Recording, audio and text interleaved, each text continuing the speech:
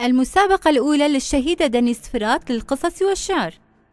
مسابقة هذه السنة تبدأ من تاريخ 10 نيسان لعام 2015، وعلى الذين يريدون الانضمام والمشاركة في هذه المسابقة بإرسال إنتاجاتهم إلى مركز وحدة الطلبة الأحرار يخاء للتاريخ 30 حزيران من هذا العام.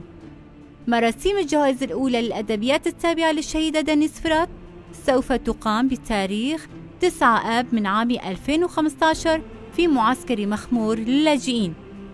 شروط المسابقة واللغة المشاركة: اللغة الكردية كورمانجي زازاكي سوراني، واللغتين العربية والتركية.